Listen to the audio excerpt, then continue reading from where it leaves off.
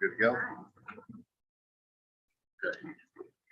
I will call the regular meeting of the Everman City Council to order. The time is 6:30 on November 1st. Everybody please rise for a moment of silence while I pledge allegiance.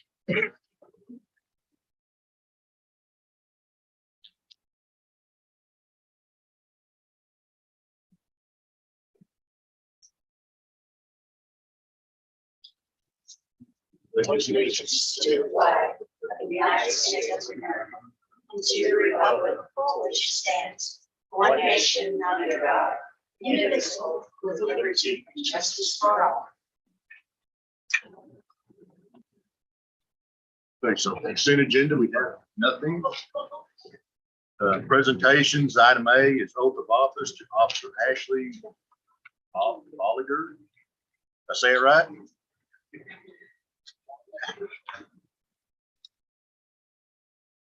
Good evening, Mayor and Council. I appreciate you allowing us once again to do this in front of you, to have an audience here, because this is always a upstanding moment in a career that you get an opportunity to come to another department to start a career. So I'd always like to start that off right and appreciate the officers that come here.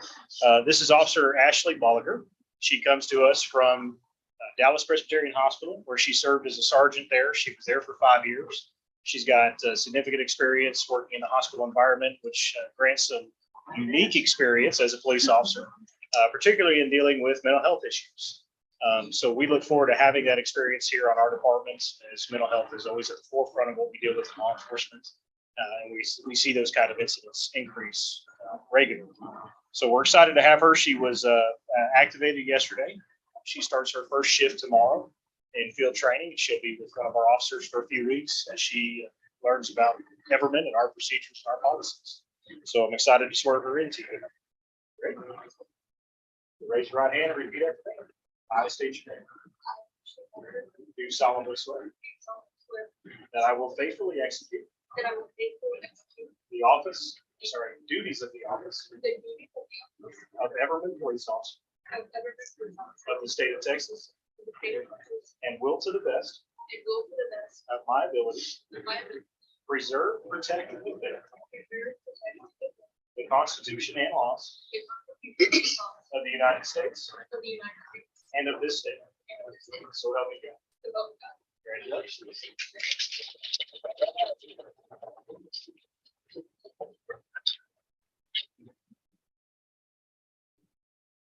Second picture of your family very quick. Come up here.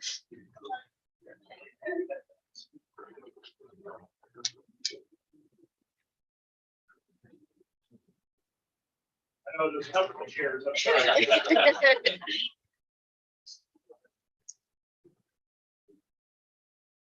Swear you into that spider. I know.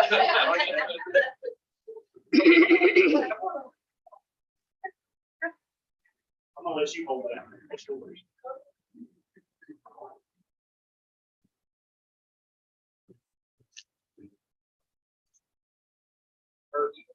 Thank you so much.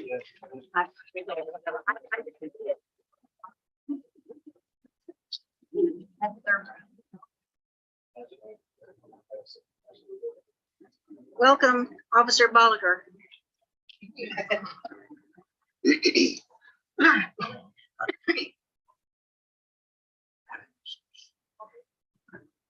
Nobody here from Tim.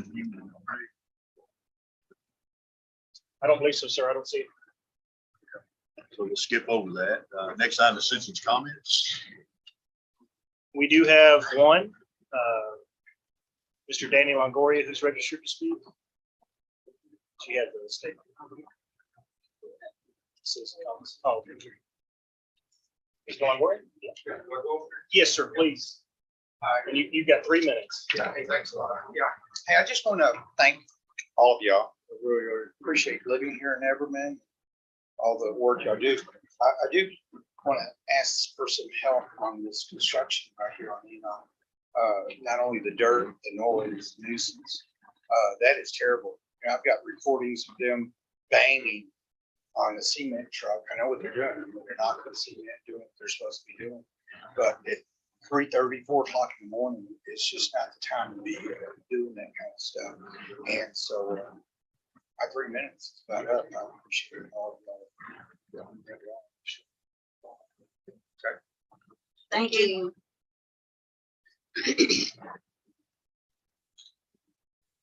Next item, discussion items. Item A, meetings of boards and commissions. Councilwoman Johnny Allen.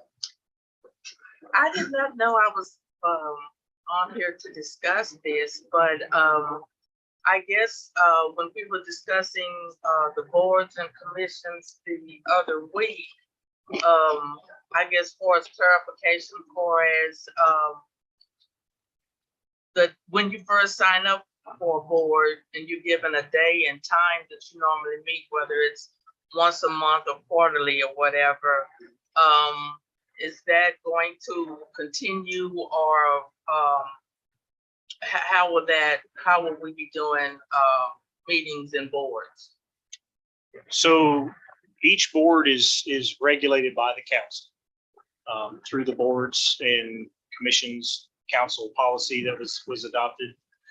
We can certainly, you can certainly amend that policy however you wish and implement whichever requirements you wish on the boards. Traditionally, I believe the policy has required or asked that every board meet at least 4 times a year. And I believe we've been compliant with that for the most part, with the exception of maybe planning and zoning previously. I don't think they quite had 4 meetings. Animal control is 3 times a year. Animal control is 3 times a year. I think EDC is only met, I think maybe once. So so far this year, in this budget year, they met 4 times last year. I asked Mike to pull those for me. They did have 4 meetings last year and 5 meetings in 2021, the previous year. So what we've traditionally done in the past is council has adopted, approved the board, appointed the members, and kind of left it to the board to decide when and where they're going to meet. You certainly have the authority to change when those meetings occur. You have the authority to delegate when those meetings occur. I would just be cautious of that because some of our boards consist of retirees that have very flexible schedules, and some of our boards consist of professional individuals that may not have such a flexible schedule. So I think my personal opinion would be it's better left at the board level to determine when those meetings are occurring. And then, of course, it's ultimately the president of each board's responsibility to designate when those board meetings Yeah, occur. the chairman's supposed to be setting the meetings and all that. Correct. And it says once a quarter, not just 4 times a year, but once a quarter. Once a quarter. In our governance, Okay. So which has already been approved. it's completely up to council on how, if you want to change when those meetings occur. And that's up for your discussion, how you want to proceed. We'll proceed however you tell me you want to proceed. We just adopted this. Yeah, I don't see a need to change. The board presidents for all of the boards sets the date and time. They're supposed to contact the members to let them know when. Yes, communicate with them. Yeah. According to the governance, they are supposed to meet once a quarter. Right. If you plan a meeting and you have to cancel or reschedule, that's easily done. Right. Yeah. I don't see a need to pin them down to specific dates and times. Waste their time if we don't have to talk.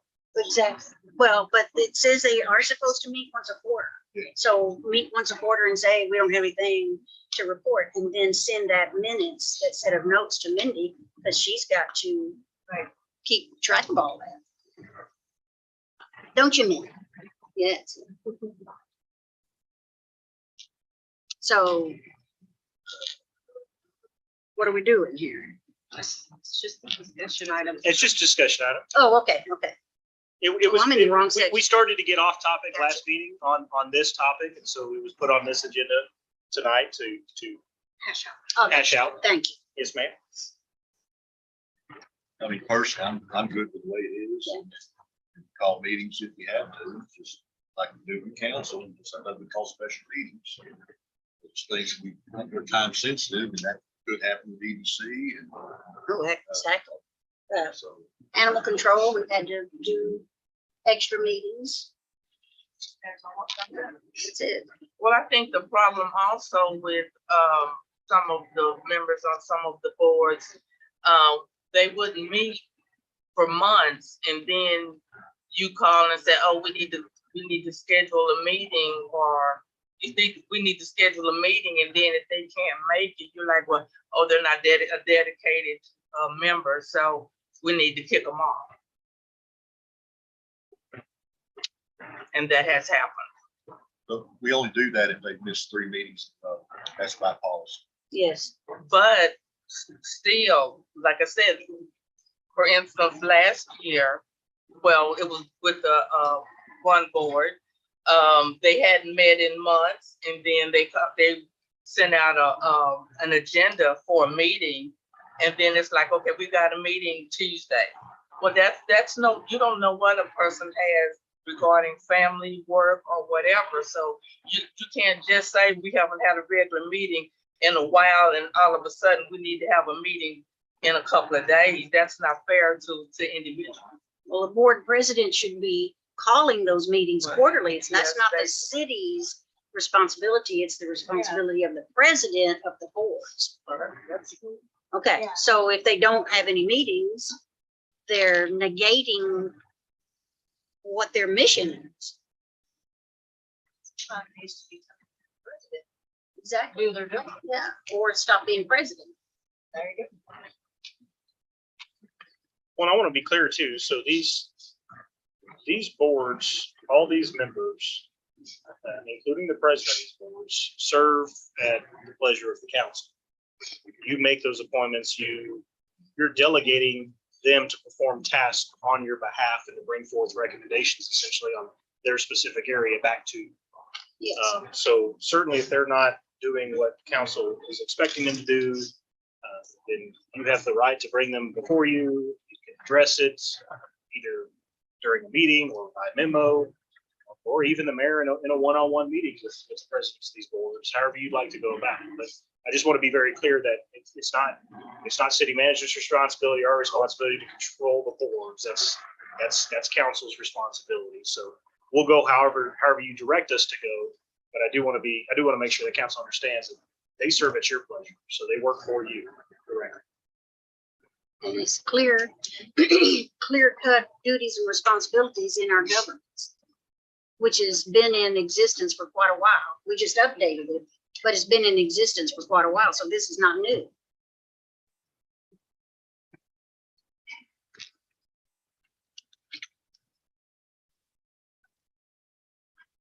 Any other discussion on that? Unanimous. No. Thank you.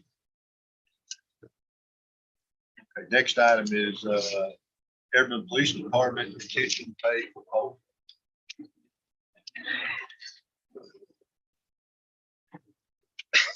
I appreciate that. Just reminded me of that movie at home, the Shusher. Sure, yes. I have kids, so yeah. Shusher. All right, Mayor and Council. So I think I touched on this previously with you about the staffing crisis that we're facing within the police department. We were already short when the school district approved the addition of 3 officers that essentially put us down 3 officers.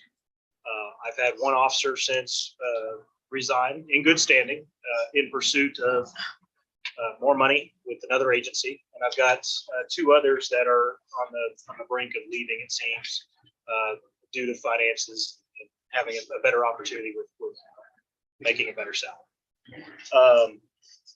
What I hope to gain from this proposal is to soften some of the blow and really compensate the officers who are working incredibly hard to cover the gaps that are existing right now because of our shortage that we've got within staff. So it's to compensate them for how hard they're working in their extra work, and then B, to hopefully incentivize and try to retain these employees on staff and just kind of keep the morale up and keep them on board.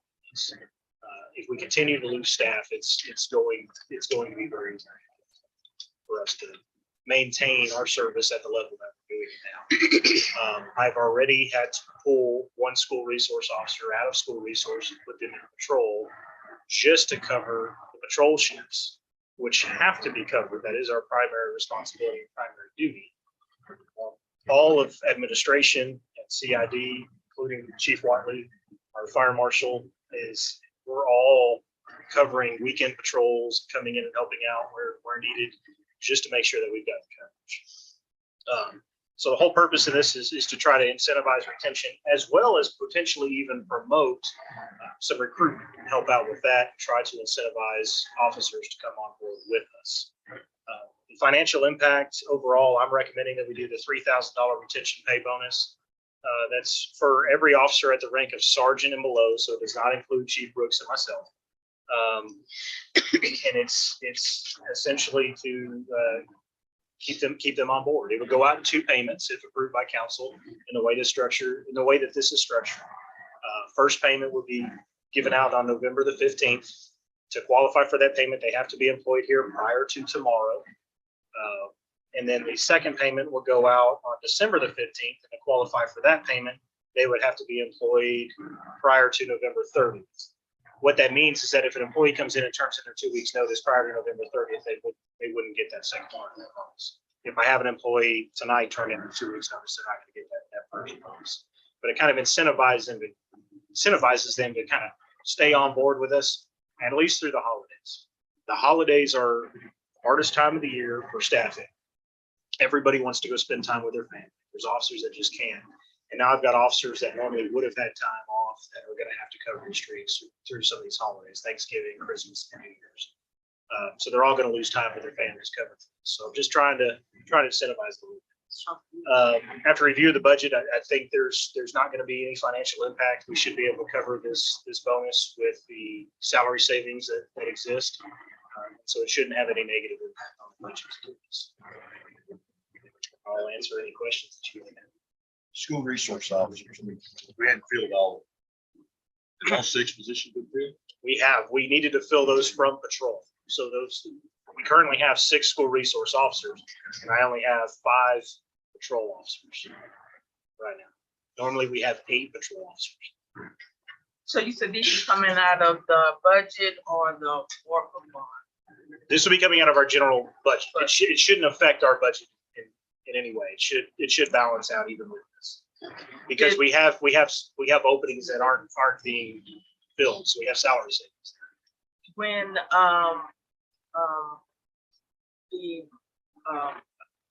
the budget that was passed, were the police officers given the increase?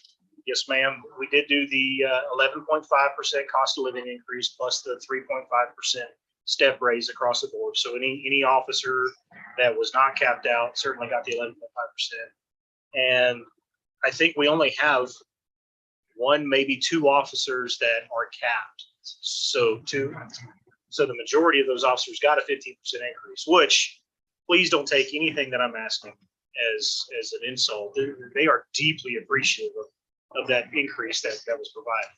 The unfortunate circumstance is we weren't the only ones that did that. Now we've got Mansfield and Burleson and everybody else advertising $75,000 a year starting salary, and that's where I'm losing these folks to, and that's what's hurt.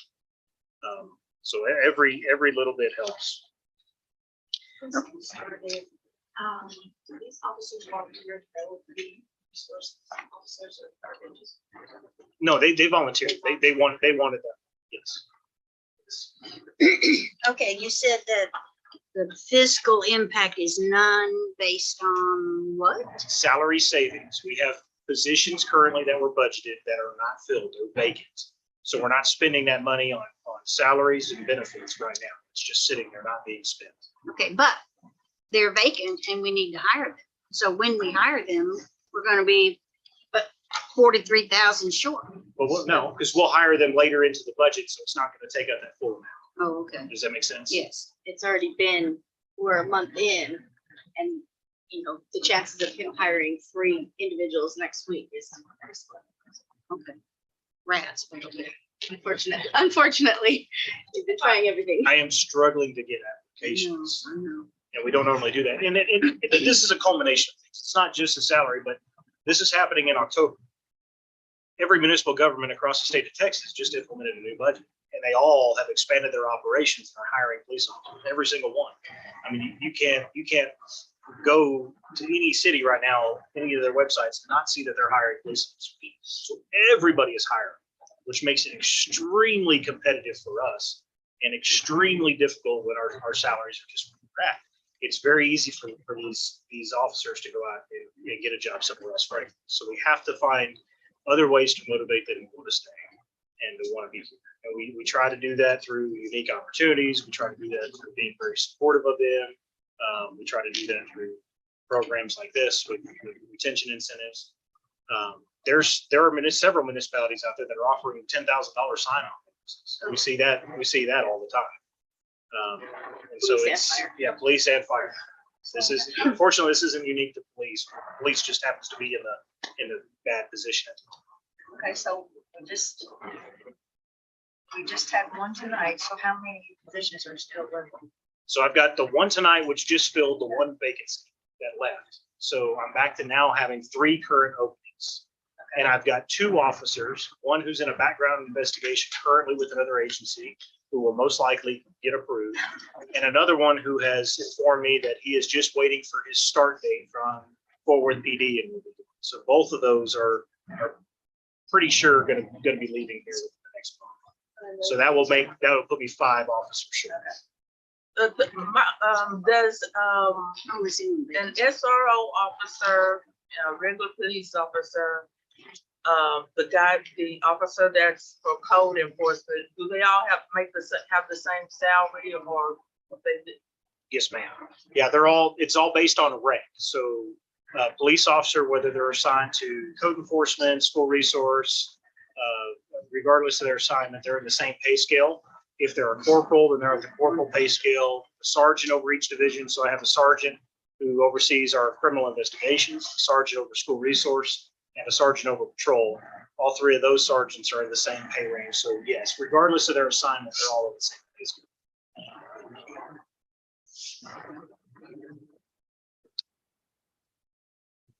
Yeah, if you notice, if you're looking at Officer Bo Spurgeon on here, he's the one that just left to go to another agency. So that's why his says 0.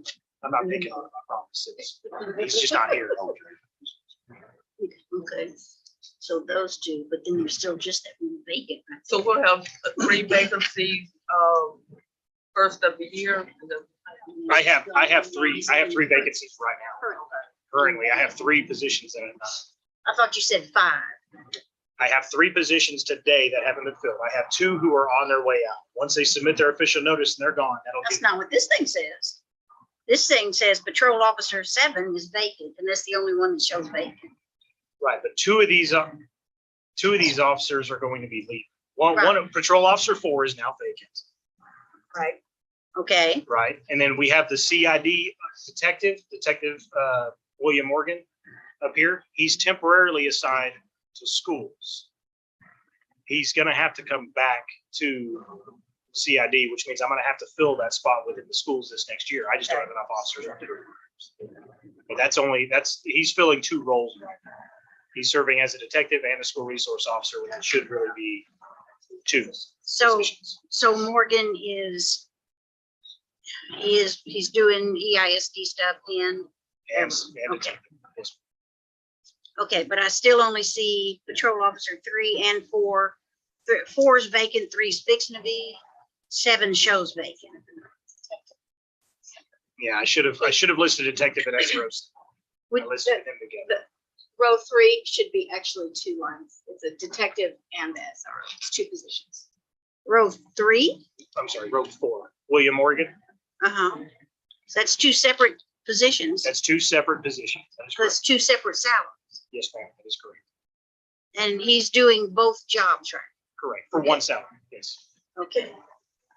I'm sure he wishes he got those. Yeah, really? No, it's 1 salary. 2 jobs. Okay. Yes, ma'am. So So we have there's that one opening as 1. vacancy. The patrol officer 7 is vacancy number 2.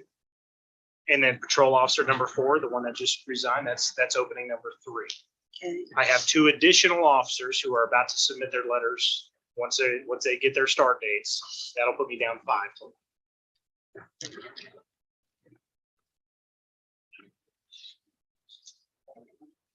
Okay. I see it.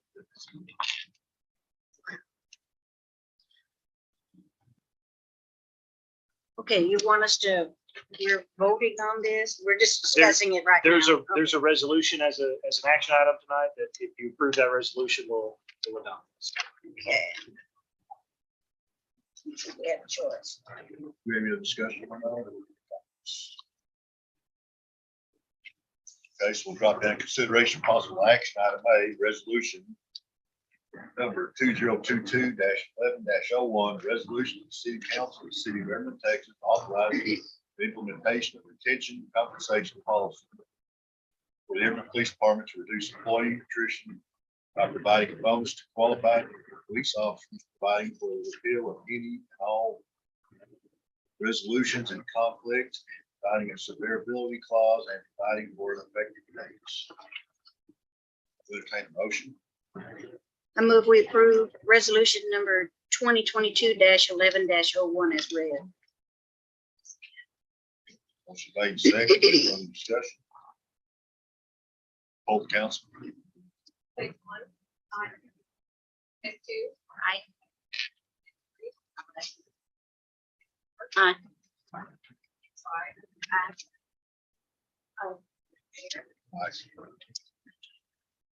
Aye. Next item, item B, approve ordinance number 792, ordinance of the city council of the city of Everett, Texas, amending the code of ordinances of the city of Everett, Texas by adding the new section 2-17, senior citizen advisory board, article 5, boards and commissions of chapter 2 administration, providing a severability clause, providing a repealing clause, and providing for an effective date. Entertain a motion. Make a motion to approve ordinance 792 as Motion made second, any further discussion? Yes. Page 1. I got a lot of things here. Everman Senior Citizens Advisory Board, section 2-72. It's on at the bottom of the front page of 792. Number 3 says to use all available resources to inform senior citizens of community services. What does that mean? All available resources. That can be really anything from having trash company come in and talk about the senior programs associated with trash, water department coming in and talking about our senior citizen discounts, any senior citizen program, the Tarrant area food bank talking about their senior programs. Really any resource that we can find, talk specifically about senior programs. Okay. Up at the top of page 2, number 4 says to coordinate and plan community events for senior citizens of the city. Yes, ma'am. The advisory board is going to be the one to coordinate and plan community events. Yes, ma'am. Okay, are they going to do that in conjunction? I know, So with the events board, or we have don't we have an events, defunct? we that? don't have, Okay. we don't have an events board anymore. But so if I can highlight this real quick. Councilwoman Davila and I have had some conversations too about the Lions Club potentially being involved. Mhm. And so I think assigning the board and working with the Lions Club to coordinate these events, we talked about doing it from month to month, having, one event a month kind of a thing. And I think the Lions Club and Councilwoman Davila, you can talk about what the commitment's going to be from the Lions Club. But So we actually want to do a partnership. Maybe we can take turns to where if it's an activity once a month, the board can do an activity with them and then the Lions can do an activity with them next month. So that we're with partnership and then the cost kind of, be split, or we can do things with senior citizens. Okay. Events, I can't speak for the board. This is really just activities. Right. So I don't see how it would interfere with events with the city. Okay. This is specifically, in my opinion, just for the senior citizens to do activities with them and Chief said, provide them information for seniors. That's cool. And then, As the Lions Club is connected, they have resources. so we can connect with them and just have this partnership to where we kind of share the responsibility, but we don't see that we have to be there for one a month thing. We can share the responsibility, something be there. Lions can be there 1 month, the board can be there next month. Things like that. Okay. That is what I would be proposing. Once there's a board and the Lions can come together and meet with them. Okay. That's something I'm bringing up.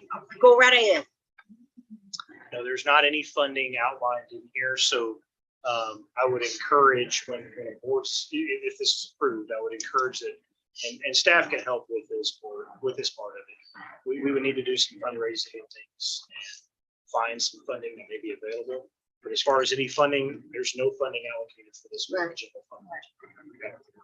So you would either need to allocate funding for it, which I can tell you there's not going to be any available, but I think there's a lot of opportunities out there for fundraising and Sponsors. funding and things. partnerships Yes. to make this happen. Something There's a that lot of senior They would need to programs. coordinate to do. Okay.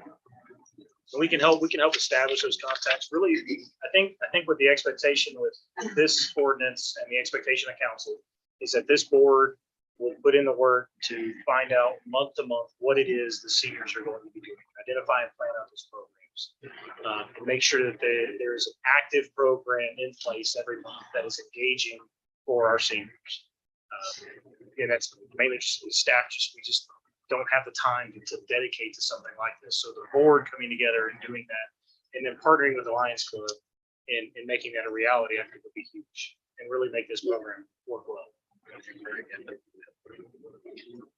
Guys out there. I'll check. Yeah, it is. Well, once there's a board, then, the Lions can meet with them and then we'll see what we can coordinate. Pretty much the board will be the one in charge and the Lions will just become support. Yes. Kind of support. Really. Because we also have to have fundraising. And spaghetti dinner. I'm always there. Under B membership, it's saying several, What page are you on? same page, Okay, B1. thank you. It says several regular members, and then it says, 3 will serve 1-year terms and 4 will serve 2-year terms. Why is that? That's to start. So you Get it have staggered. staggered terms. That's just to start. So the terms will eventually be 2 years, but to get that staggering term to start, the first set is appointed for 1 year. And then that way you reappoint every year at least half. Down at number 4, it says, one of the requirements is that you're not delinquent on your city taxes. Is that city property taxes or what is that exactly? That's going to be property taxes, and that's due to our city charter. That's a So charter. do you do That's a a charter background, research, individual, taxes to see if they're The, paid or not? the city would be aware if there was a delinquent tax on an applicant. We get a regular list of our delinquent tax owers. And it's not just taxes too. So members of boards and council can't be financially delinquent to the city in any form or fashion, any manner. Pay your By the water charter. bill. Yes, ma'am. On 5, it's saying all city codes. What exactly is that? Sorry, where are you at? On number 5, Page 11. page 2. Oh, page 11 on the City agenda. Service liaison. Section 2, Roman numeral 5. Oh, okay, section 2. Okay. Shall achieve compliance with all city codes. Yes, ma'am, that's also a charter requirement. So our charter states that all council members, boards, and commission members must be compliant with city codes. So you can't have trash in front of your house. On page 3, the staff liaison, what is that, is their role going to be? Which one is that? On page 3, number 5. Number 5. So every board or commission has a staff liaison that's assigned to it, and that liaison is really there to help guide the board with any city policies, also help process any agendas and process any minutes that may be required as well. So they kind of coordinate with both Mindi and I to make sure that those tasks are. The board itself will appoint a secretary to keep notes. The liaison typically helps get those notes from being note form into our system and getting them the way it is. Currently, all of our boards and commissions have a staff liaison assigned to them. Okay, I'm not done. You did. Any other questions? You hang in there. All right, page 3, number 3 up at the top. Yes, ma'am. It says the board shall conduct meetings, blah, blah, blah. This means that, and we already discussed this, but I'm saying it because we're in the meeting now, that the president of each board, or we're talking specifically senior citizen board because everybody else does it.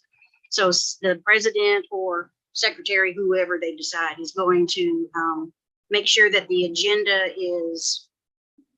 has gone through Mindi if they want to add things to it, and it's posted properly, and then minutes are created and those are gotten back to Mindi. That's what that paragraph is saying, correct? That is correct. Yes.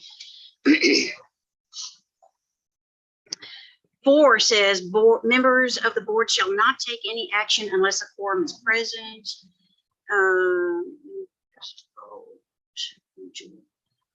So they're going to vote on things to present to council. Is that correct? They do not have the authority to expend any funds if that's what if you're worried about them having authority to expend funds. Well, that too, but I mean, if they make a decision to have a specific activity, is the city council going to have to, are they going to have to tell the city council ahead of time so council approves it? I'm looking at Hunter for this one. And I got you up guard. this may not be in number 4, but that popped up in my mind when I was reading. So can you repeat your question? This says members of the board shall not take any action unless a quorum is present. So of course they have to have their quorum before they can do their meeting. But are they going to be able to vote on things to present to council for council's approval so they can do those activities? Or is this board going to be able to decide, hey, in November, let's have this kind of activity and not go through council for approval, like a bingo night? I believe they probably have to.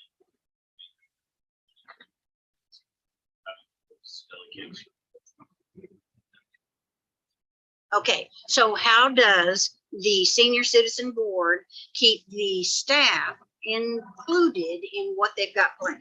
That's the purpose of the staff liaison being assigned. The staff Okay. liaison will be at those Okay. meetings and will be included. Number 6, members of the board may receive reimbursement of authorized expenses attendant to performance of their duties. What's going to be authorized? Is it going to be list? Who decides what's authorized? What money can be reimbursed if there's no money available? That would have to be compliant with our financial policies. And I'm trying to think of something. There's no budget allocated, so Right. therefore there wouldn't be any expenditures approved for reimbursement. Okay, It would need to come through either my office or the mayor's office to get approved. And if there's no budget item, no budget line item or allocated funds for that, then there wouldn't be any approved reimbursement. okay. So, Now, I'm not saying that they may not get reimbursed. There may be times where if there's an event that's held that we have funding maybe within a city manager's awards and banquets line item, that there needed to be some funding for some small event and it's a small amount of money. okay, Then I can authorize that to come out of my budget and process that reimbursement. Again, it would have to comply with our financial management policies. okay. You're gonna have, I'm sorry. you're gonna have control over that. Okay.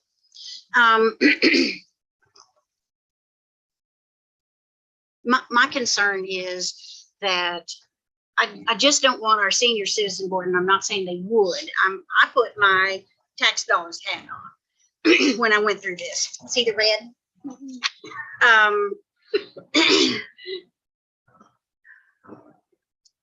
So my concern is that the Everman Senior Citizen Committee travels to Hazlet to talk to them about their things, and then they're going to want reimbursement for mileage. But we don't have that. I just want to make sure we're not doing that. It would have to be an authorized expense. Okay, It's not, that would not be we would have to authorize that before they go to expense. okay, You fall inside the appropriation. It's not like they can just go do whatever they want and say, hey. so you Okay. guys have- so okay. there has to be this policy, so like Money taken out of somebody's already appropriated. But if not, come back, so they're not gonna be. We'll attack their money. You guys Okay. make decisions on what is allowed. Okay, all right. I just don't want to go to taxpayer jail because we're not doing this right. Okay, what is it, advisory only and shall not? Under D, powers and duties, number 1 says the board is advisory only and shall not have any decision-making authority.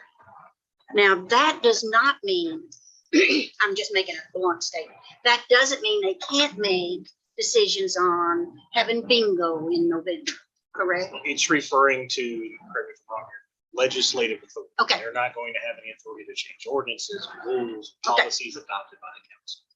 Okay. Page 4. Sorry, I'm not used to having an attorney here. No, you're good. I'll let you answer. I like this.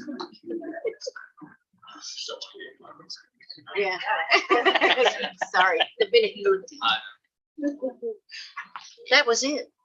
I'd like to ask on, the next page, page 4, number 4, to act with and assist other municipal boards, staff, regional associations, and the city council in formulating proper plans for community programs and events to meet the need of senior citizens. What exactly is that?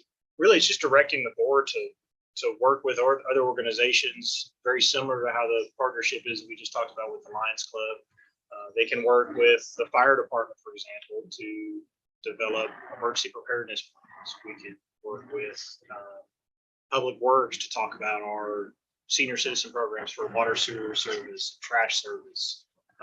Can work with even other boards and commissions from other cities if they wanted to partner with the Forest Hill senior citizen program and maybe put on a joint program. It just really opens up the door for them to really partner with other organizations, other groups. At the end of the day, y'all are creating. So this document is. You can't just. Do that. That's not. The plan. Okay, and at the top of page 3, number 2, it says members of the board shall meet at least 1 time per month. Now, this is specific only to the senior citizen board because the, what do you call that thing? That document? Policies. Thank you. That says all of our boards meet once a quarter minimum. But this is specifically saying at least once a month. And that is because when the attorney drafted this, I informed the attorney that they would be doing monthly activities.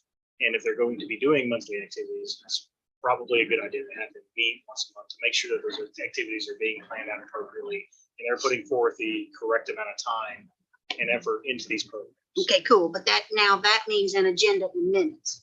Yes, it is. Yes. Okay, all right. So every month they meet to plan out whatever, they've got to have an agenda and minutes done properly. Yes, ma'am. Okay, That is correct.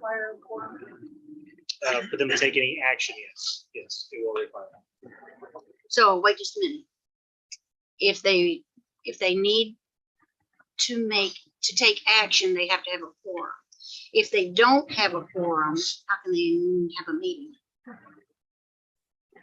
So during the day, if they plan November, December's activity, but then they're gonna meet on December, the week before the activity, they can meet without any quorum, just some special. Not, they can't have, Violate you. yeah, they can't have a meeting. But if there's not a quorum, there's no need for, trying to figure out how to put this in. There's nothing prohibiting from them talking to each other outside of a quorum. As long as they're not violating open meetings act and producing a walking. That's what I was just gonna say. You gotta watch that So, walking quorum. Yes, so I mean, if you're talking about, 2 individuals get assigned a month, for example, they're gonna take care of something. There's nothing prohibiting those 2 individuals from working on the side together on a project and moving forward with planning out that month. But they But they can't, can't have a meeting. right, but then they can't get with the other 2 or more and start discussing it because that becomes a meeting. That might be something. Thank you. Thank you. I'm not opposed to any of this. I just don't want us to go to Open Meetings Act jail. I'm real good with that phrase. Because we're hedging our bet on our meetings and nobody wants to get in trouble over that. Okay, I think I'm done. Anything else? So one question, one thing that Victoria and I did not talk about were the number of members on this board. And I think just by default, she selected 7. This is an advisory board. So if you wanted to downgrade that, we could have moved this to be 5 if you wanted to. Yes. Keep in mind that if it goes to 5, that means the quorum is 3. And we would have to amend this. And the attorney can tell us how to amend this if you want to make that change now. But I say that because I know we have follow-up action items coming up on appointments for this board. And we only have 5 applicants. So we won't be able to fill that board tonight. So just something to consider whether you want 5 or 7 on this board. And keep in mind, whatever you choose will also affect the quorum of that board. What do you think, guys? Is 7 an okay number or is it too big? What do you think? I'm thinking 5, that way, if their hands on time, 3 of them show up, they can. Exactly. Exactly. I think 7 is 7 is too many. It is. And with this, with the 3, but then that makes that walk-in quorum a little iffy because there's 3 that makes a quorum. So, okay, we'll work on that. Thank you. Yes, just do it. Just do the meeting. Okay, so we need to make an amendment. So the motion is to approve.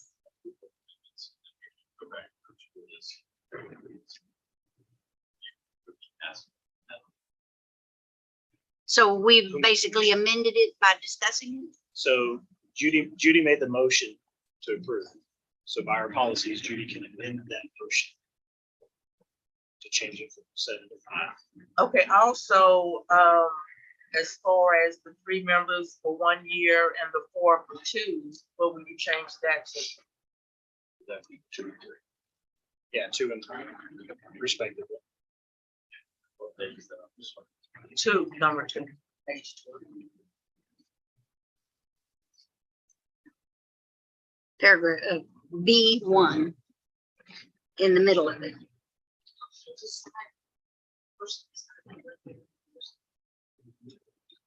We would likely do that in order of your appointments. So however you chose to make those appointments, we would do. The first 2 would be 1-year terms. The last 3 would be 2-year terms. However you chose. Correct.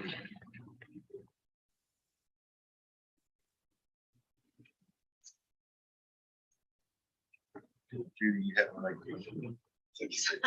I was waiting for everybody to get there. Okay, so I'm going to make a motion to approve ordinance 792 with the amendment for 5 members instead of 7.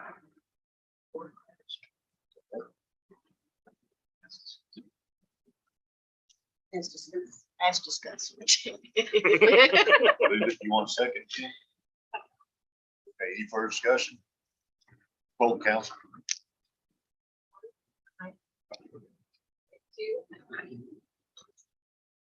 Aye. Aye.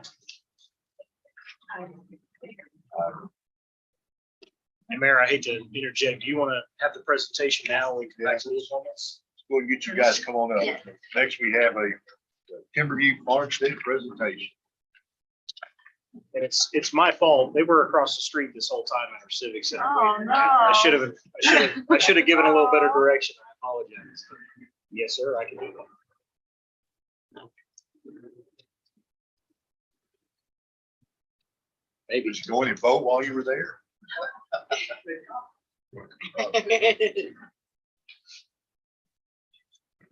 Yes, they do.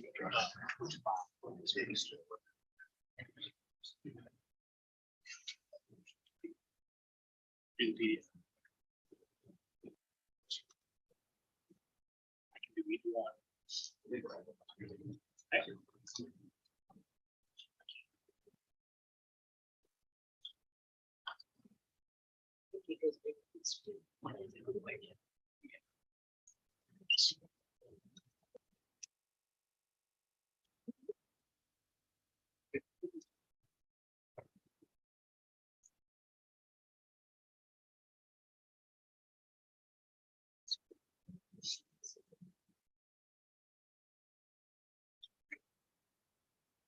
Thank you very much for letting us come. And we spent some time with Mayor and with very confident this project's going to be as to what we're doing. You've probably seen. My name is Alan Brown. This is Tony Cron, and then my brother Randy Brown. Randy and I live right here next to. We bought that property, and this is I'm gonna walk through kind of the vision that we've had for it, and we're trying to do one, two, to know where we are, what we're doing, and see if there's some ways that we can be able to work.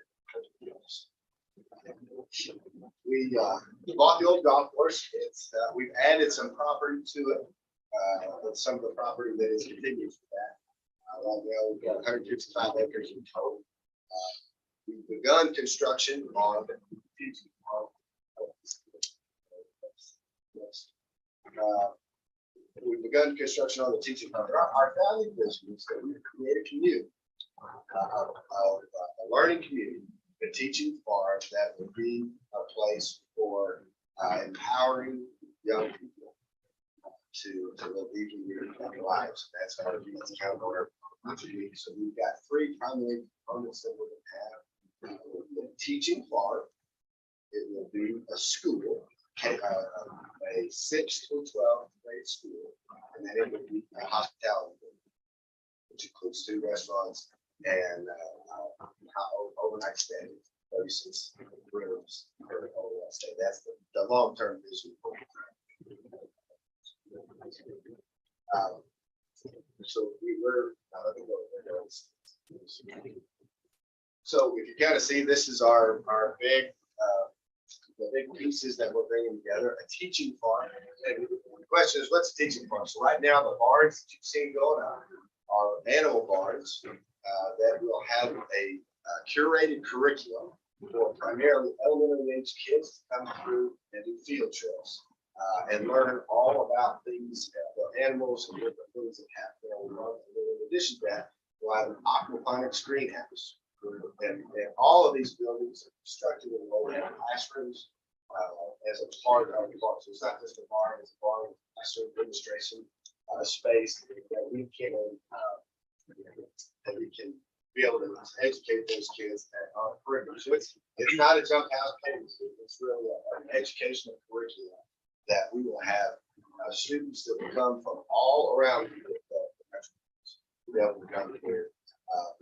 If you look at some of the other places, if they're really not really close, the closest one that you maybe see is Mainstay Farm down in South Burleson. They're hooked up to the rest of the year for everything else that they would have. We believe that start next fall, we will have field trips going, training staff and volunteers this next summer. And so that'll be happening as soon as we get to occupancy on the bars. So start that training.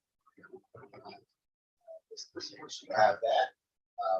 The Academy, Village Creek Academy. It's going to be middle school and high school. My brother Randy is the founder of a school committee you've heard about called Village Creek Academy.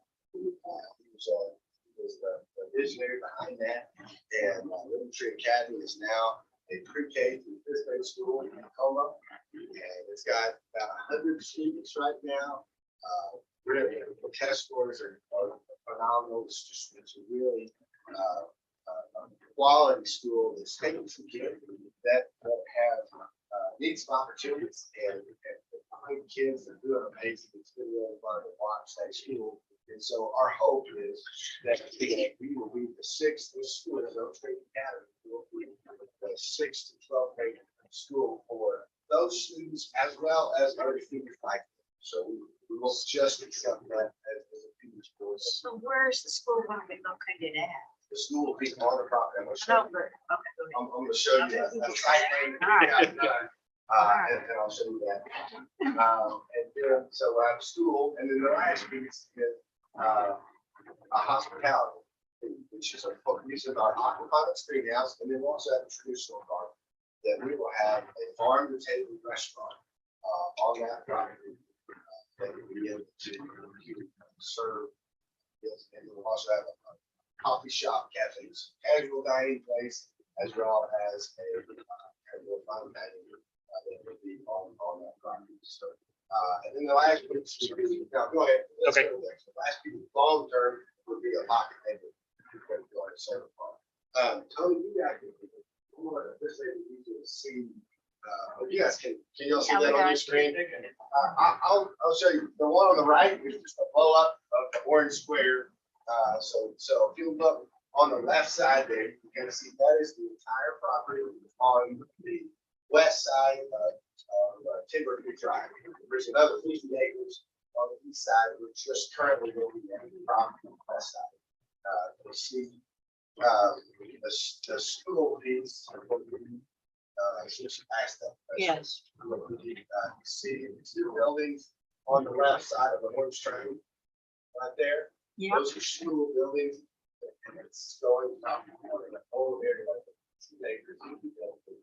To the school. That's parking like there. And then you can see parking. We'll have some retail space on there, and then also all of the hospitality. Okay, so the school is, see, we're talking about school. Okay, now, I'm looking at this property. Okay, first of all, let me just say this. I really missed the right golf course. I spent many days out there, but, okay, the house that sits up on the top, kind of. Okay, where is the school located from that house? Big white roof. Huh? Yes. Okay. Now I know exactly. Yeah, Rain, oh, the in-laws, yeah, the newer, the one that's just. Yes. Construction right now. Yeah. Yeah, it's just. Yeah. Okay. So, and many of you, I know we got some great, and we tore down the old clubhouse. And we spent a lot of time trying to listen. Yeah, that one was kind of a disaster. to begin with. And I will tell you, Yeah. there was an estimate that we got about $300,000 Yeah. structural repair just from engineers. It was cracked just everywhere. to get- And when we pushed on the upper floor, Yeah. the whole thing came, and pulverized, no rebar in the second floor at Yeah. all. It was not a very well built building, so we Yeah. believe the timber frame structure that we built in its place. Yeah. It is a much more fitting structure, and that we will actually have as part of the teaching farm and the aquaponics will have a farmer's market that will be on most Saturday morning. So it's well, but probably that farmer's market there on that property. Will you highlight too, just because I think it's interesting, but talk about the timber structure and how it was built? Oh, absolutely, yeah, so some Amish men came from Buffalo, Missouri. We actually went up and met with them and talked with them. They did all of the fabrication, it's all by hand, so there's not, if you look at that structure, there's not a nail or a screw in the entire thing. It's all pegs and old timey, force and joints. Some Amish guys did it. The little construction of the fabrication of the wood with all the joints. And they came down with their families and they put it together in 10 days. I don't know if you know how to put that thing in 10 days. It is all, there's no nail or screws. It's all, fit Yeah. together. And then those wooden pegs. If you ever get a chance to look at it, I think I've got a picture here. A little bit. I'll show you that structure. It's beautiful. There's not one. The closest one that you can find that looks like that is North Dallas, about 10 stores away. The same group built one up there. I don't think there's one. Is there going to be one? Yeah, so it's a really unique structure. With the hospitality piece, they would finally also They didn't want it to work. Oh, it's beautiful. Yeah.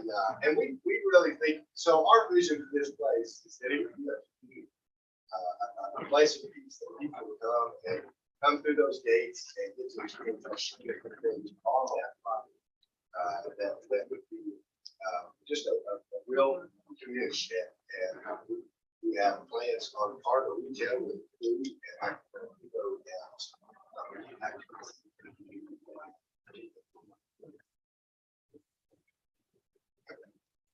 So phase one, we have teaching farm, the aquaponics greenhouse, which is really know what aquaponics is where you feed fish.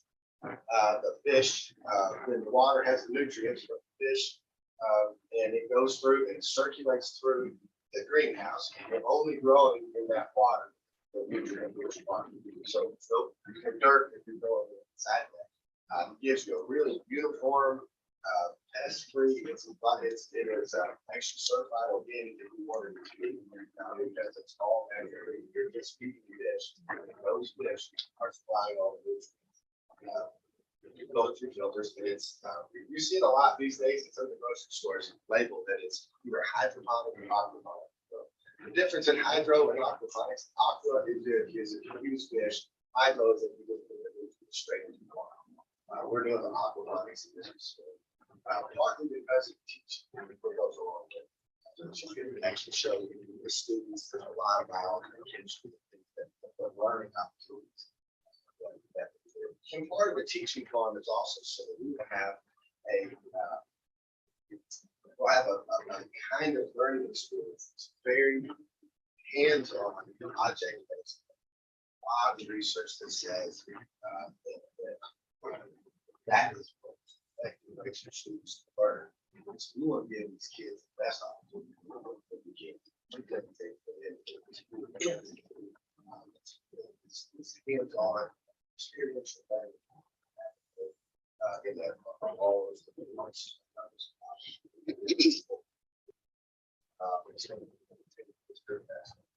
So phase two, you can see my kind of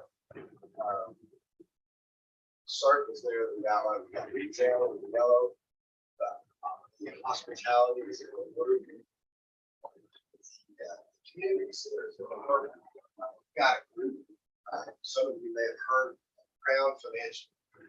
They're a nonprofit people with financial stewardship.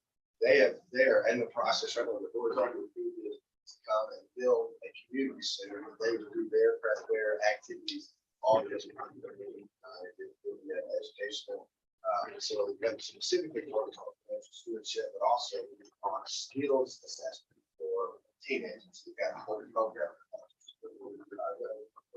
understand how they're wired, what kinds of things best avenues for them in terms of society. So they've already committed to that, and they're in the process of the early stages of actually on programs. We've got the academy. One of the things I want to point out, my brother made this doctor, and we would really like to have a medical clinic there. Part of the reasons our hope is that we have space. Really 6 medical professions. It actually have a medical clinic, doctor's office. Because you guys probably know there's doctor's offices close by this area. That would be available to the citizens in the area. It'll be their medical practice, and it will be just like you'll be their doctor. You see that that's the see the purple circle up and to the right in the park. Wow, that's construction. You just bought all of us. Well, Done. Go back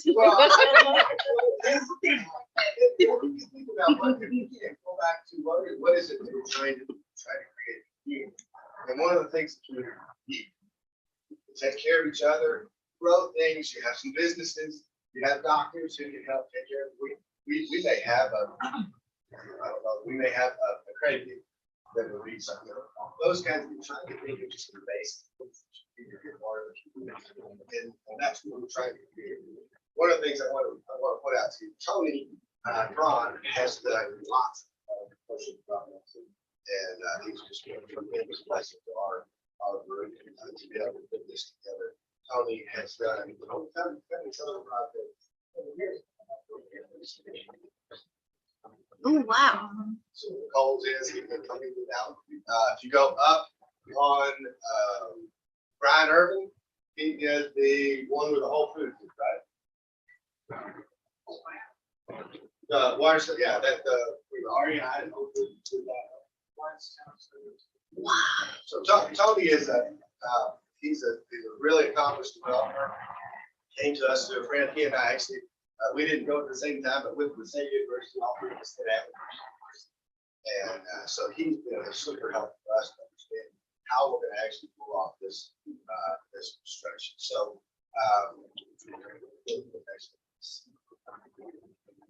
I can, that's one of the, we went through a post and see, that's the structure. I've got back here pictures of the greenhouse. There's large, if you have, that would be the aquaponics greenhouse. Well, let's see.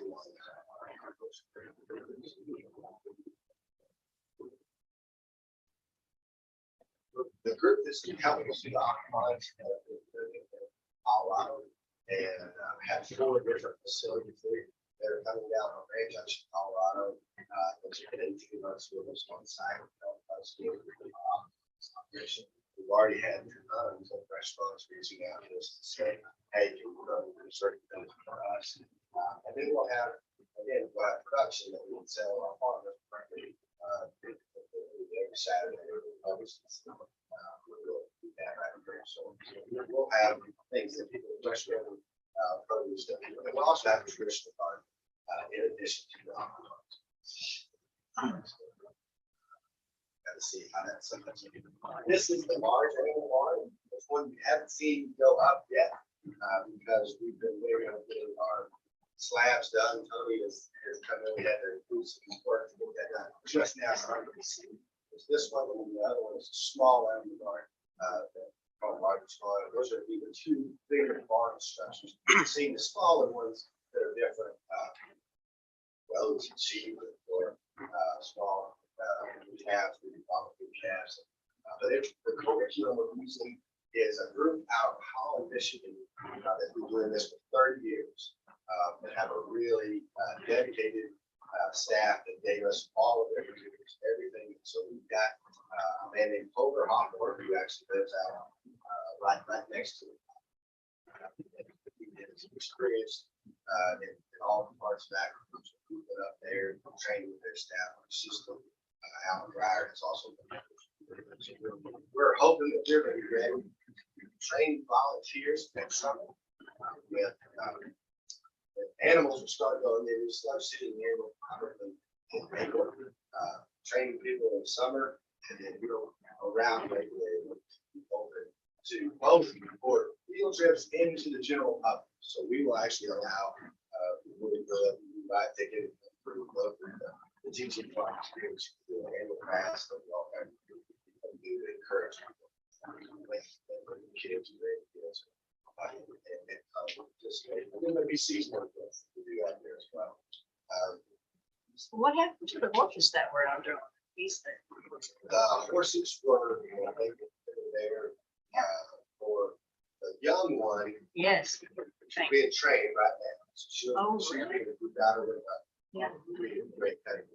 She'll be spring trained. She'll be actually back in this one. I've been watching that little horse grow ever since it's been born. And all of a sudden it wasn't there and I'm going, Oh, no, what happened to We it? actually had to move, we had to move off. See the longhorn Yeah. that are there. Funny story, the longhorn was just my parents. And my dad's in the birthday. And what we didn't know is that the 15-year-old was pregnant. One of them bought her. So we just looked out the next morning and there was a little cat. So there's now 3 of them out there. That we're working on and trying to get that cat. I have pictures of that little horse. We're training and she'll be back. Oh, good. And then the other person was just there as Yeah. So we will have some, you'll see the way the structure, go back to the site.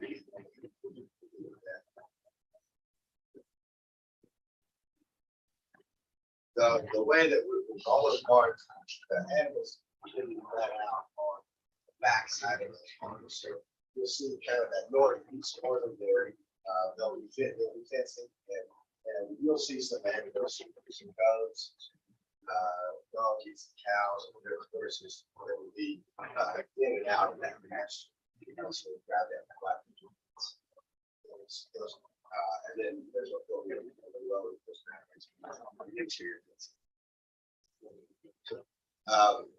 Tony, what have I forgotten? This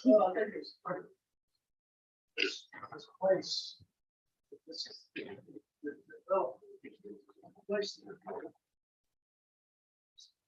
First foremost, absolutely. But it's into a place that we want to live, work, visit, health, wellness, walk through. If you want to spend an activity, just come and walk or the coffee shop. You know, it provides. I think it was fun. Plus the arts. Thing you don't only think of the farmers market, but it also is an opportunity for national citizens. It's really good. Workshop, reception, resort maker, and on the shop. So keep that in mind too, because I think that's fun. Then once we move further south to the residential, it'll be traditional residential, but it'll be space.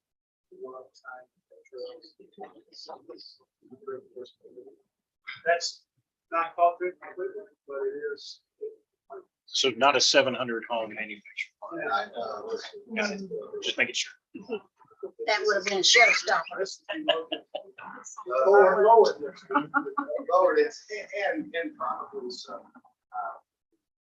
ideas to have a mixed income offerings that are kind of all the spectrum.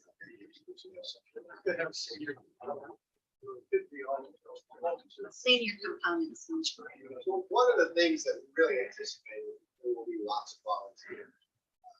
This is the thing that I just want to be out there, so there's opportunities to help with kids on the school.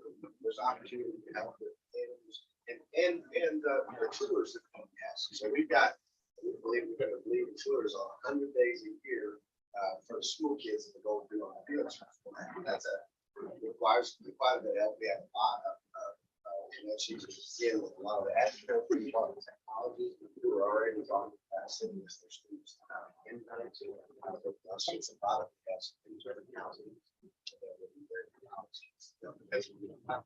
truth of it is, there's not these kinds of places are harder and harder. And yet it's also trying to make that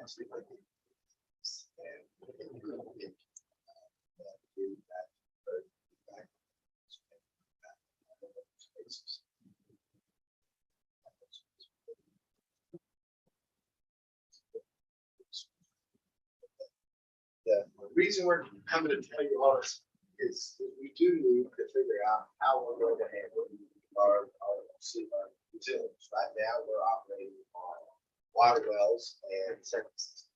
And long term, we're all that we've got in that will work. So we've got to figure out an option for us. City and state, but is there an opportunity for us to bring some things to the table and do some things that will be a bit partnership together? So bring this out. Just so you know, the question is, how are we doing this?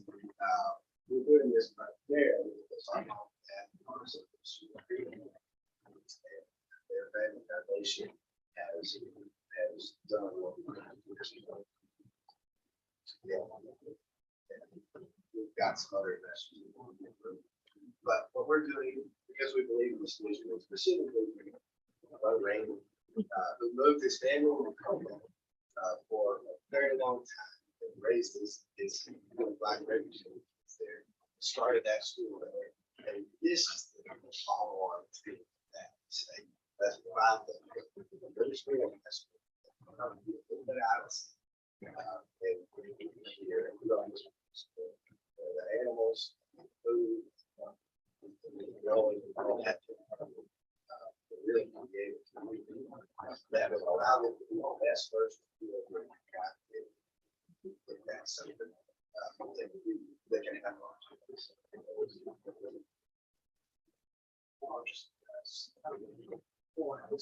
Here's the word redemptive real estate. I like it. I like it. Redemptive real estate. This is just for people something about this place. This is something special. Yeah. Porch is great. They're also expenses. But also, I went to law school and all this, so we could also make that up. Traditional education. This school, GSTC. This school. We've got to have a place for kids. Learn by having. But then what's life after? There's always life after. And that's I think, we're really trying to speak about this. My last project. We kind of coast about it. I was gonna say, that might be a few. 10, 15, 20 years. Yes. Are you located in Fort Worth? Is that So located in if Fort I can, Worth? I think I can answer that question. Let me add a couple things here. When we started the conversation with them, the question has been, how do we provide utility services where they're located? Currently, this is an unincorporated Tarrant County, and it actually does lie within the city of Everman ETJ. So we have the authority and the ability to do a few different things, and that's what we're working on, trying to figure out what those options are. And we've been working with Victoria, the city attorney, on identifying those options and moving forward. Those options can be anything from just figuring out a way to provide utility services to them to all the way to annexation and expansion. We do have that ability. And so it's just a matter of working with them and identifying the best way to move forward, because frankly, there are 1,000 ways to skin this cat, and we're trying to identify that. So there's a lot of great potential here, just in the fact that we really love the project because it brings a unique development that isn't the straight up commercial development, straight up residential development. And we hear all the time about how Everman has gotten away from its roots associated with agriculture, and this can kind of help bring that back. And I truly believe, just after hearing the presentations in our first meetings with them, that this could be a treasure in Southern Tarrant County and a treasure for Everman. This could be a landmark for Everman. And you talk about the positive economic impact that has on the city and tax rate, everything else that we would be able to do by having this sort of development that is a treasure and fits with what I think council's vision is. That's an overall blessing. I don't think we could ask for a better type of development than something like this. Ask me my opinion. My opinion is that we go all in on this project and figure out the best way to partner with you and keep moving forward. What that looks like yet, we don't have the answers. But with your general consensus, just head nods from you of, yes, I like this project, then we'll get with our city attorney's office and we'll set up some meetings with developers to line this out and get with the engineers on coming up with some firm plans on what this looks like. Because we don't know the answer to that just yet, but we did want to make sure that we got some solid head nods of this looks like a good project. I have a question. On the school, is it just for the kids from Riverside to go to your school, or is it going to be opened? Is it going to be a lottery system? Would it be applications and the need base? Right now, That you already have.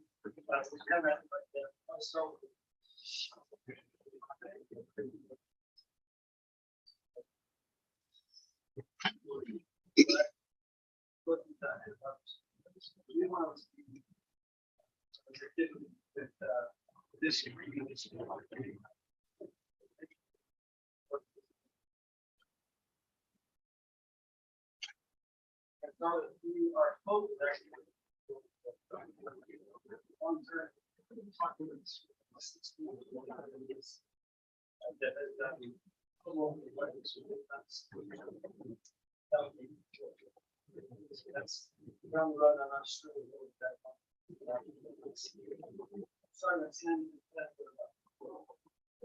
Yeah, keep it small. What is your timeline for phase one? Timeline for phase one is we will, we hope, if Tony can keep me on the schedule, we hope to have current buildings under construction, completed by March first. Begin then putting equipment in and animals in and all that. And then in the summer, we will have, will be actually summer camps, day camps for primarily junior high age and high school age kids who will come do a summer camp that is basically training them to become youth volunteers for the program all the way through the rest of the year. And then kick off open to the public. If I have my way, we do all those things, we'll kind of Labor Day kick off for open to the public as to the teaching part. At the same time, we'll be starting the school component with a small cohort of students. And then the hospitality piece that you see there, that piece we are in discussion with our coach right now. So I'm not exactly sure, but we're going to keep moving forward on that fairly quickly. We'd like to have that done within, I'd say, 24 months for sure. Lots of meetings. So that would be.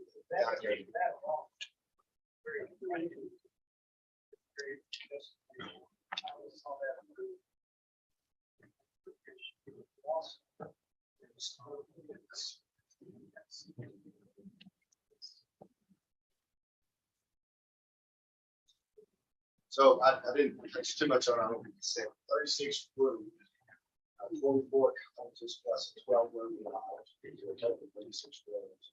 14 hotel on the west side. When you see those kind of scattered around that pond, if you've seen a white boathouse, did you look out there? That pond is going around that whole pond with cottages. Those ponds, there's 1, 2, 3. There's 4 ponds that exist. The only one that actually does used to exist, the one down on the south. Used to. It used to, and then Yeah. our friends who decided to improve the sewer decided to fill it in. So we'll have to move. We'd like to put that back in the real spot. It was a sewer line. No, don't mess with it. So the city's for it. But we see some of the improvements in connecting waterways to really use wetlands. Beautiful walking trails. Talking about the city, Fort Worth, England's gonna be closed on the 12th through the 11th. Just to let you know. I think they're moving that sewer pipe across the street. I'm assuming. Yeah. So, just let you know, don't go down England. My only question is, where do we volunteer? So we will actually, we started calling it Timberview Farmstead. The website says timberviewfarmstead.com. We will probably change that just to Timberview. Because it's really using the whole project called Timberview. So we're going to stay true to at least the golf course name, right? And if I have my way, there may be one hole across the street. We put right You always put a little putt-putt. a little pretty, we might do pretty golf. But so Putting on- green. On the website, we will, and you'll start to see some things as we get a little closer to having opportunities for people to volunteer. But we really do, our friends up in Michigan, who have been doing this for 30 years, they have 300 volunteers a year. And they have 165 hours people and they're on 3 acres. 3? So we've got 100 Wow. on this, we've got 26 dedicated to the teaching part. And so we really feel like we can have that. We have a lot of open space and a lot more open space. We should bring our bonds up. Well, y'all could put in a putt-putt. We could. If I get my way. Bring the cone back, let it putt-putt, you're good. We found a lot of golf balls. I know. I bet you did. Probably half of them And mine. it's like they come up like curves. Yeah. Keep doing that. So, well, thank you guys for. Thank giving us you. an Thank you opportunity very to much. Just tell you what we're doing. Like I said, I bought 10 acres that share a fence line with this. I love this place. We've been in it for 25 years and been here for for 3 months, 4 months, and it's really going. So we're really excited. And my brother and I, we're working on this together. But we're really appreciate your support. Allowing us to.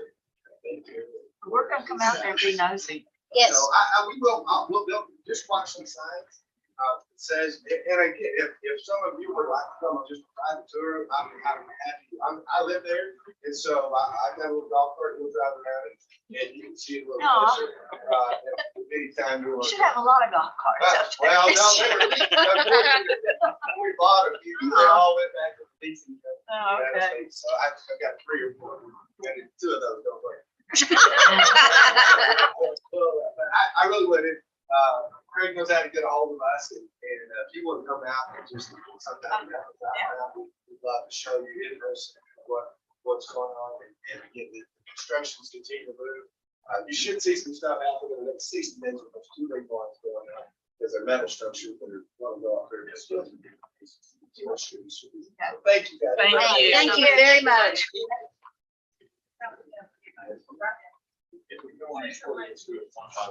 Yes. Keep them busy. Keep them busy. So. Definitely doing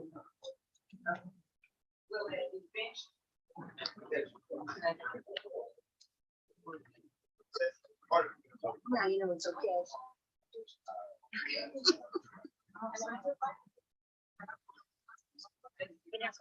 I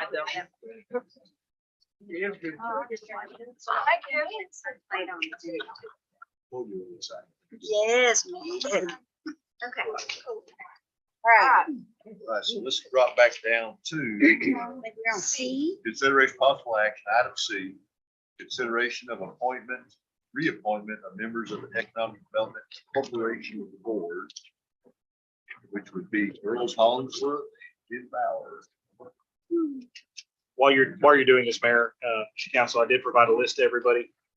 The highlighted ones are the ones who are going to be up for reappointment or are vacant, just so you know.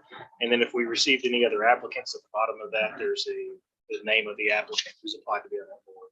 On EDC, that applicant, Ms.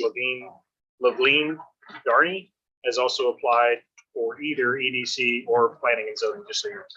And I've also attached copies of the applications. I'm sorry, last thing, on Burrow and Jim, we did reach out to them. Mike Nicoletti reached out to both of them. They both still do have an interest in continuing to serve if you serve. I'm sorry, I missed those names. Both Burrow and Jim, the two that Oh, are okay. up for We're still on reappointment, top. they have expressed that they do wish to continue service if you approve. So we're gonna do each one of these separately, correct? Nomination and vote, yes, ma'am. Nomination, Okay. second and vote. Entertain a motion. Move we approve Burl Hollingsworth and Jim Bauer as members of the Economic Development Corporation. Reappoint them. Second. Motion made second, any further discussion? I'd just like to say that since the person did inquire about EDC, if maybe she'd be interested in the Board of Adjustment. Quite possibly she expressed interest in planning and zoning or EDC. We don't currently have any vacancies on planning and zoning, but I would not appoint, I know we have some people that serve on multiple boards. I'm sorry, I meant Board of Adjustment. Right, no, but what I'm saying is she listed planning and zoning as well. I would not appoint, the members who serve on planning and zoning should not be serving on the board. Right. So, yeah, probably best to keep those separate. So just something to consider when we get to her. Any further discussion? Poll council.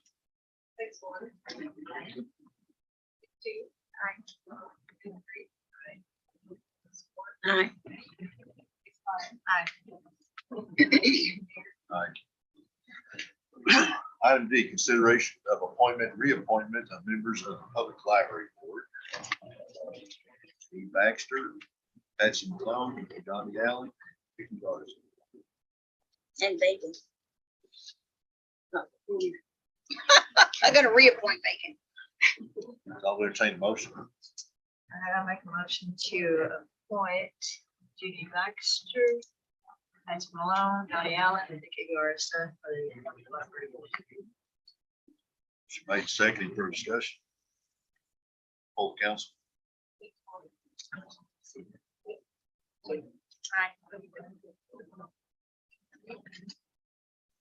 Aye. Aye.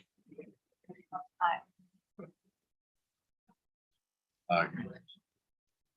Item E, consideration of appointment, reappointment of members of the Planning and Zoning Commission. So this one is only on here because we did receive 2 applications for planning and zoning commission. We don't currently have any vacancies and we don't have any unexpired terms, but they did apply. So for you know that we have 2 applicants. We don't have to do anything. No, we do not have to do anything on this one unless you choose to. Moving right along. Reach out to them, see if they get on one of our boards. Yes. Item F, consideration of appointment, reappointments. Yeah, members of the Senior Citizens Advisory Board.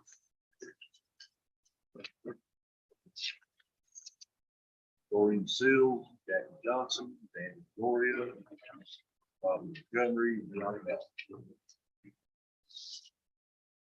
Any motions? Okay,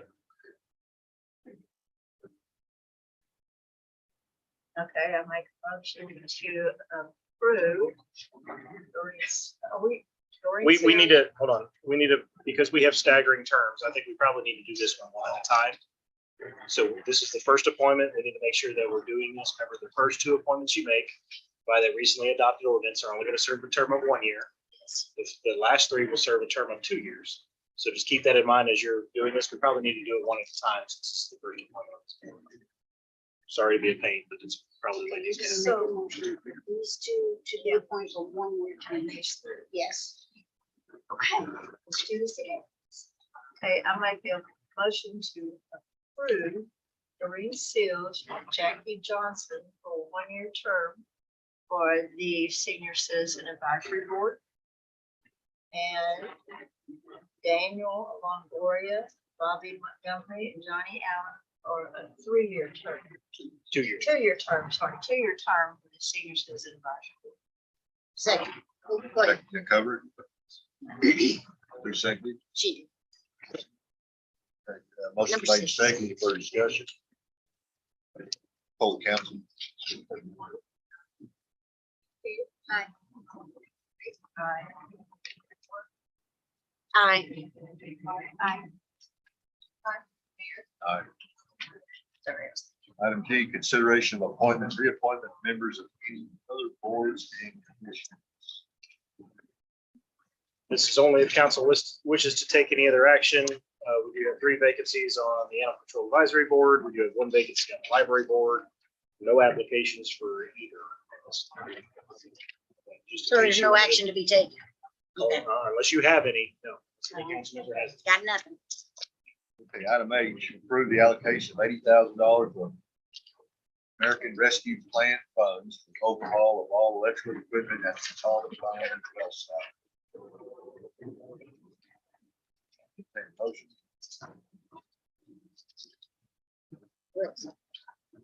I move we approve the $80,000 of American Rescue Plan funds for the overhaul of all electrical equipment at the Columbine well site. Made second. This is just to finish out during the first tranche. We allocated funding to complete the electrical and all the other well sites. This would take care of the final well site. All of our electrical, all of the sites. So we are in compliance. This would just finish that project. You have a question? Full Is council. that all the work that needs to be done on the website? Never, Website? never. That is a very loaded question. Unfortunately, no. So this will get us to a state of readiness for current electrical. One thing we've lapsed in that is going to be a very expensive project that we will have to address in the next couple of years is going to be backup energy for these well sites. And so what is the cost for that? 1.5 million approximately. Is there any grants? Well, that's what we're having to pursue, but a backup generator large enough to operate our well pumps is roughly $500,000. Forest Hill is going through this right now, and I've been watching very closely on what they're doing on some of their generator power and how they're going to be operating their pumps. And I'm hoping through some maybe cooperative purchasing agreements that maybe we can jump on the bandwagon of what they figure out. So I'm kind of hopeful they're going to pave the way for us and find a good way that this works. So we can maybe bring it back to the table here and follow suit if it's successful. So I've kind of been waiting on that one, but at some point we're going to have to address backup power. Currently, we do not have any sort of backup power at any of our well sites. So if all of our well sites lose power, our water system will be down. Do you have to replace them all at one time? Well, there isn't anything to replace. We don't have anything there. Well, I mean, do you have, okay, each website needs, Okay, we'll put that on a future agenda so we can come back to it. Thank you. Thank you. Any other questions? Full council.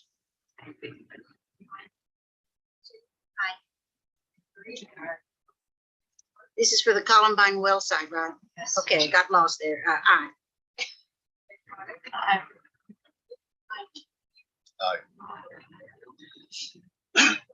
Item I, approve the allocation of up to $90,000 of American Rescue Plan funds for necessary replacement of the roof of Everett City Hall. If anybody needs to see what the need is, go see Susan's office. Yeah, I say I make a motion to approve the allocation of up to 90,000 to American Rescue Plan funds for very necessary replacement of the roof of the Everett City Hall. Second, So Mayor, if I could add some clarification on this tonight, with this motion, you're just approving the allocation, we're not awarding a contract. right. I have talked with Victoria and we can move forward with an emergency procurement on this without having to go through the bid process. Victoria agreed that it does seem the circumstances are there that would satisfy the emergency need. You'll see those circumstances here in view. Our ceilings are literally collapsing inside the building. There is a concern about a ceiling collapse on staff.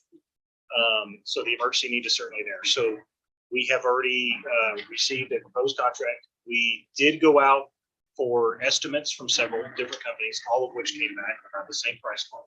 So I'm confident that we're getting a good price point. There are warranties guaranteed. The contract is being reviewed by the attorneys now. We'll come back at the next meeting and ask you, once that's reviewed and the attorneys have approved everything, ask you to award that contract. So tonight, I just want you to understand, you're just approving the funding allocation. We're not awarding a contract. We'll have to award a contract because it's over the $50,000 mark at the next council. So the 90,000, is that correct? That is correct. Okay, I thought I heard another number today. Well, 92 is going to be this, but it's not going to affect it. There's no reason to change it. We'll be all right. Do you have any other questions? that's 92 to replace. This is for a full replacement, yes. The roof is beyond repair. You, full council. Aye. Aye. Aye. Mayor, Approve the allocation of $48,000 of American Rescue Plan funds for community facility and park facility improvements. Which are? In this, in the staff report, do you have that in front of you by chance? No. Okay. You want to entertain a motion? Yeah, first? let's get a motion and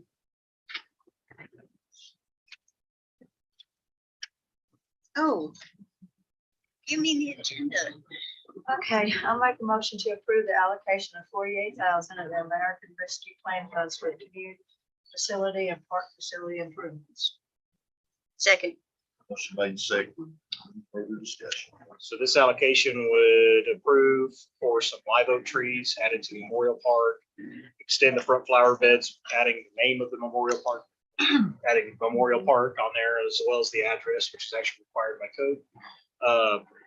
Completing the brick columns of Memorial Park with bronze plaques and adding some swing gates for the parking lot to prevent damages occurring after hours. to our parking lot. This would also complete our mobile food truck park by adding a 30 by 30 metal pavilion, providing for grass seed treatments, 8-foot picnic tables, swing gates at the entrances, a brick structure there with name and address, and a 7-foot privacy fence surrounding it, as well as stormwater approved trash cans. A 7-foot privacy fence surrounding what? The mobile food truck park. So it would Okay. provide for sight and sound separation between the mobile food truck park and the adjacent apartment complexes on either side. How much money is left from the ARPA funds? And the reason why I asked that, because I don't recall us anything being mentioned regarding any of these items. And so my question is also, what else do you already have lined up for funds to spend the funds on? Okay, so could we table that for the next agenda? What? Table it for our next meeting agenda. You mean put what you're talking about on the Yes. next? Okay. She doesn't mean table. Table means to hold. Well, no, hold on. You have a motion on the floor. Yeah. Yes. So if she wants to move to table, she can do that at this point, correct? So, But that's not what she means. She jumped. Want to stop us from talking about this. No. So we have a second. I did. Yes. Okay, so motion been made, second. Do we have any further discussion? Poll council.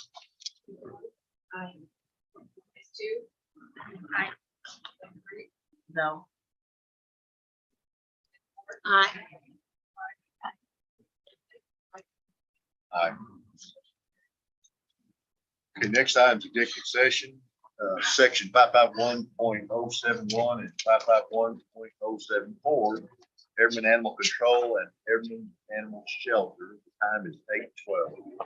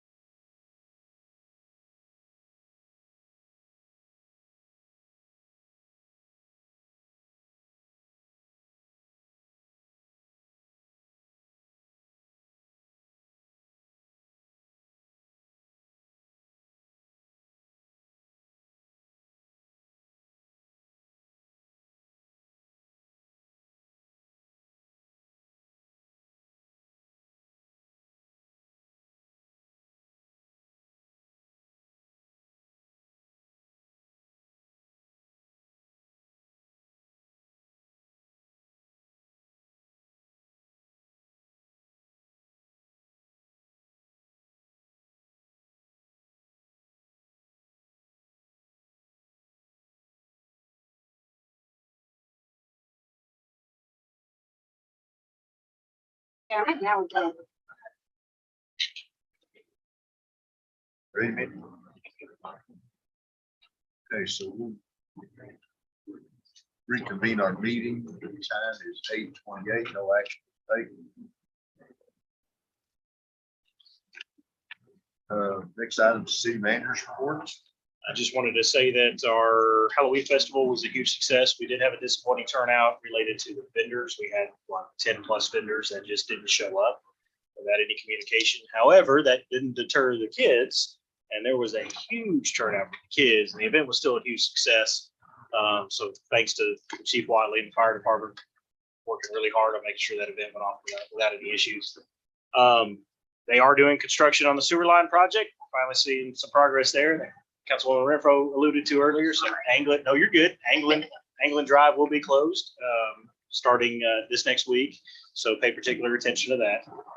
And then the city of Forest Hill did host a town hall meeting related to the construction of Interstate 820, 287, and I-20 interchange. They will be sending me that information on that town hall meeting, and I will forward that to you. That being said, mayor's report, I don't have anything. Should we go to our meeting today or? No, not yet. Let's get some answers. Wait on that. first. Yep. 'Cause that'll lead to questions and deliberation. It's not on the agenda. All right, well, with that being said, it is 8:29 and we are adjourned.